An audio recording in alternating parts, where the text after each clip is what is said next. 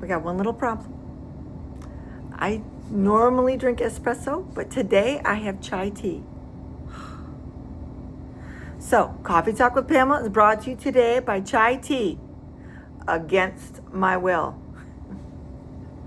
I kind of forgot to pick up the coffee yesterday when I went to the store. So I will go do that today because I cannot go 2 days without it. No. And this is take 2, which tells me I didn't have my espresso this morning. Oops. Okay, so last week we kind of talked about, I do have notes, so this is going to help us. Last week I talked about preparing your home versus renovating your home, and that most people don't really think about the renovation part. So we're going to dive deeper into renovation and kind of how much should you spend to renovate your house to get it onto the market. And some of you are investors and you're like, why am I thinking about this? Some of you are just excuse me. Some of you are sellers, Mr. and Mrs. Seller, and you're thinking about this as this is your home. Well, I am going to talk to you as if this no longer is your home. You're leaving, right? Yeah. You're selling it and you're leaving it. So it's not about the memories anymore. We're going to pack up the memories. We're going to pack up the pictures. We're going to declutter that house and stick everything in the garage. And I have a dog somewhere. Barking, of course. I hope you can ignore that. I'm going to try to. See if I can get her in here.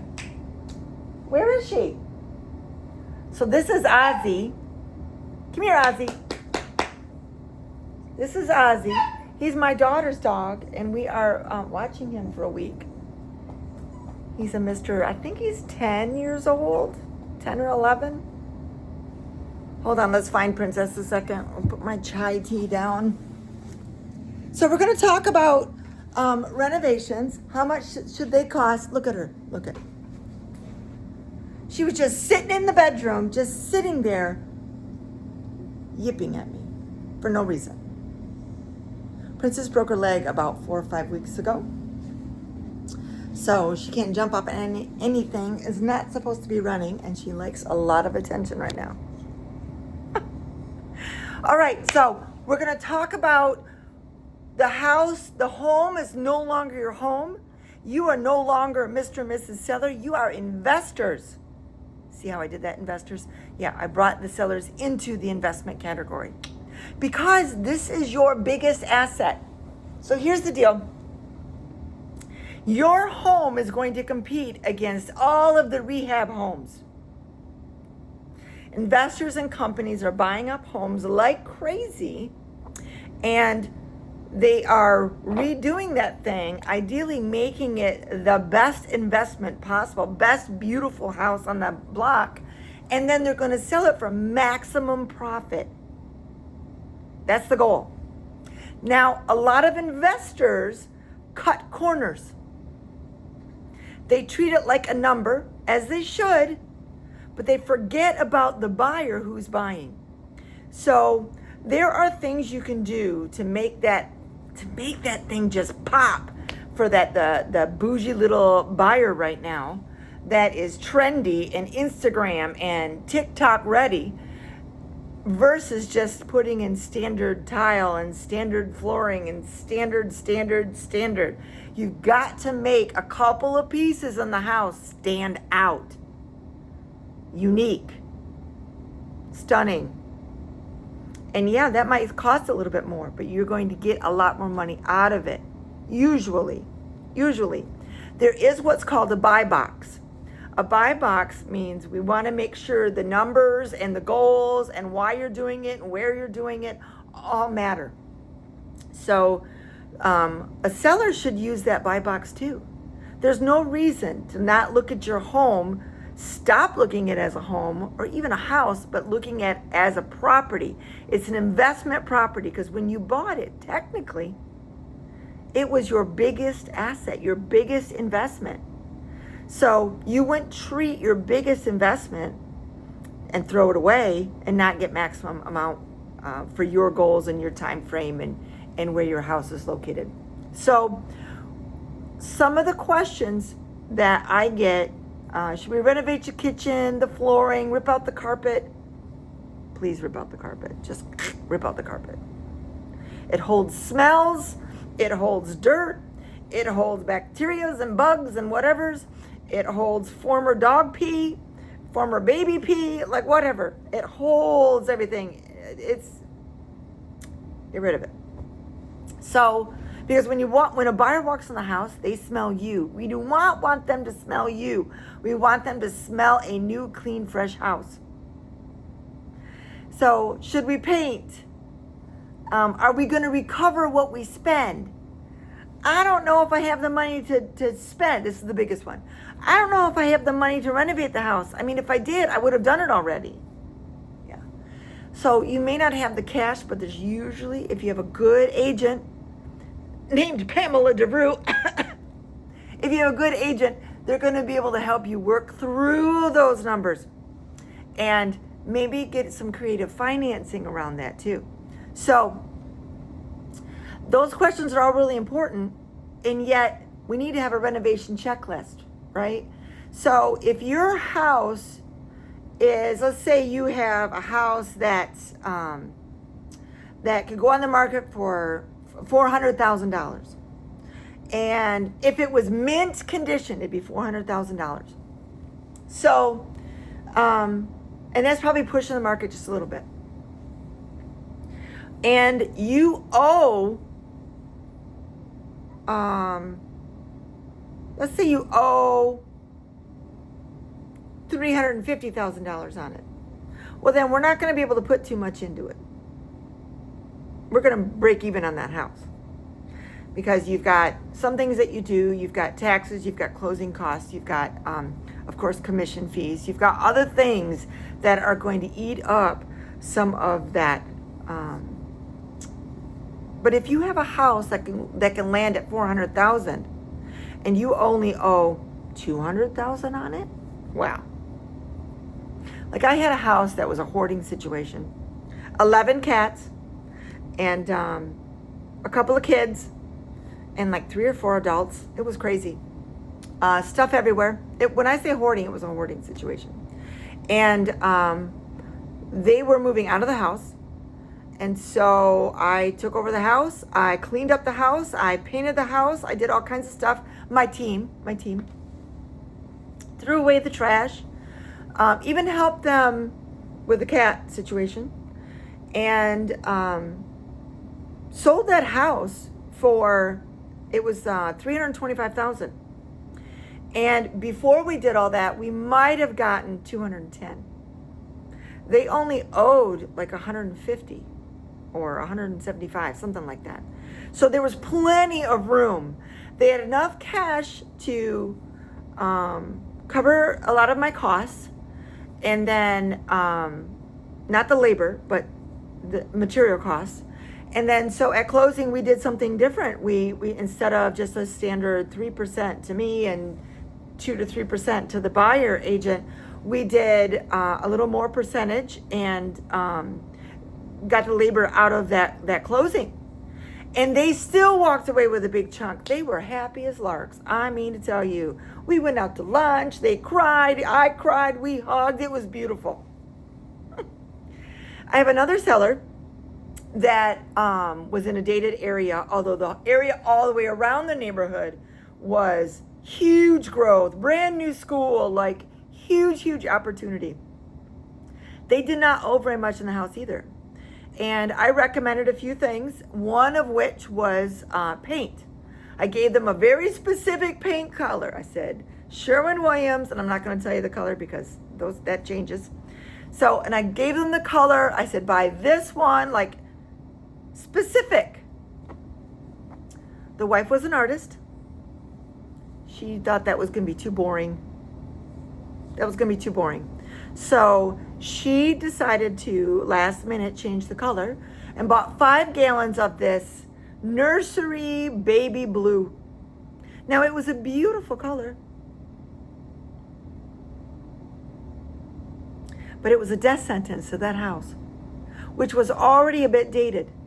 This house had huge things going for it. It was a 2-story brick, 4-bedroom, 2.5 bath. It was a nice house. It was on a cul-de-sac in a golfing community. Baby blue. That baby blue color just cost them 20 grand or more, because it was difficult to get a buyer to even see themselves in it. They just kept seeing baby blue and then other problems. So you want to maximize your house. You want to put a couple little things in there that may be a little bit more expensive, but it's going to just pop that house. It's going to make it, I like to say, make it sing. So when it sings, it should be saying, Mr. and Mrs. Buyer, I want you to buy me because this is all you. This should not be, which was the reviews of this house. You can tell the sellers really like that house. They really love that house. Oops. You never want a buyer to see the seller in the house. You want the buyer to see the buyer in the house. So you want to make sure that if you do get advice, that you actually listen to it. But one of the things that you want to look at is the renovation cost going to be worth it? If we put $10,000 into it, are we getting 20 to 25 back out of it? Right? So staging, that's part of it. We want to do the staging. That first impression is everything. A lot of agents will stage just online and won't even label them anymore, which is not legal. That does not do anything. When they walk into the house, I know with a buyer, in the first 15 seconds, as I'm watching them, I know if the buyer wants this house or not. I know if they're falling in love with it or not. 15 seconds. So you better make it sing, right? You better make that house sing. And you want it to sing the buyer's praises, not the seller's praises. Okay? So it is your biggest asset. I'm going to look at my notes here a minute. First of all, there's going to be a punch list. You want to do anything that is a repair that's showing. For like this baby blue house, they also had a bunch of chunks of this gorgeous tub, but some of the chunks of the porcelain were out of it. And so we reglazed this tub, and it made it like it was brand new. They already had tile. We cleaned all that up. We already we redid the tub. So like that was something that was going to show. The minute the buyer came in and saw that, then they were going to start scanning for all the other uglies in the house. You don't want them scanning for that. You want to make sure that anything visible is taken care of before the house goes on the market. We call that the punch list. And then you want to make sure that if you're renovating it, that you're going to get that money back out of it. So the other little last thing I want to talk about is that, and we'll talk about this in more detail later, but you want to give yourself a cushion. So when your agent, when Pamela DeVrou says, okay, we're going to sell it for $500,000, that there is a cushion on this house of a certain percentage. And we have to determine what that percentage is. So how low can you go and still feel comfortable and still get your money out of it and still move on to your next home, your next asset? I want you to start looking at home buying as an asset, no matter what. Why? Because you're an investor. And today's you is taking care of tomorrow's you. That's right. I love doing that.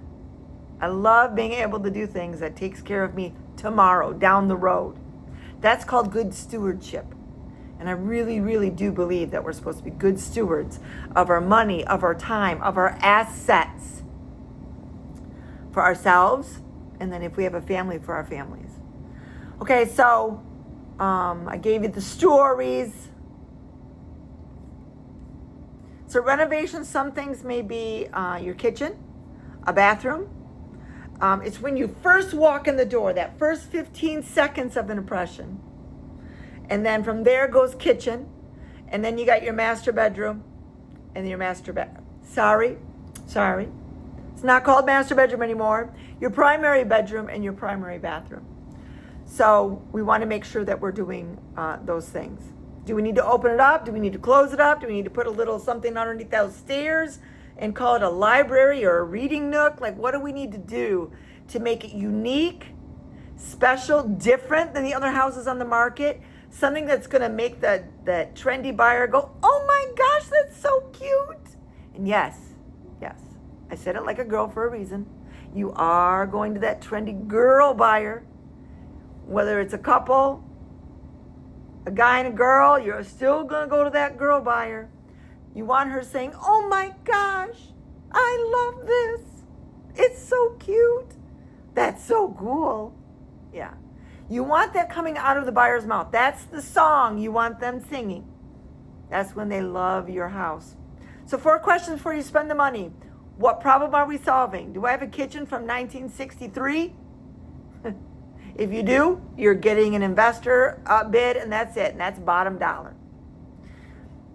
What does the market expect? And I'll tell you right now, the market is expecting mint condition houses. You cannot fake this, investors. You cannot slap it together, put jewels on a pig, and say, oh, it's $400,000. It's maximum price. It's pushing the market. Nope. The market will not buy it. And if they do, they may end up suing you. I have stories. Oh, I got some stories. So yes, I've worked with investors and then walked away from the sale because they didn't do it right. Yeah, integrity matters here. Be the investor and the homeowner and the seller that has integrity. You're not pretending something is good when it's not. We're going to fix things that aren't. And we're going to look at like good stewards that we are, right? Will this improve marketability or value? We don't want to spend 25 and get 10. You passed 6th grade. Okay, we got more than sixth grade math going on. We don't want to spend $25,000 and get 10 back. We want to spend $25,000 and get $50,000 back. Or spend $15,000 and get $50,000 back. You can do it. I think we already brought this together, like investor connection. I want investors to use the same discipline. I am out there all the time and I see homes that they're not being redone well. They're being slapped together.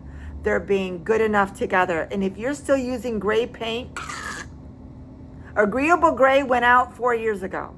And I'm still seeing it on brand new listings. Please, oh please, oh please stop doing that. Agreeable gray is gone. Pure white is gone. If you look around my place, it's not white, it's cream. This is a little too yellow, but, you know, it's an apartment, so give it a break. All right, I've got to get going. I am going to let you know that coming is the DeVrou Investor Blueprint to buy, improve, hold, or sell. So all of those take very specific questions. I wanted to talk about one last thing. Oh, darn it. As a seller, you could just hold that thing, rent it out, and go buy a new house. We'll talk later about that. Okay, so come to PamelaDeVrou.com, PamelaDeVrou, PamelaDeVrou.com, and check out my different blogs. I've got one, Coffee Talk for real estate. I've got devotions for my CALM framework. I've got leadership articles for building a team and running companies.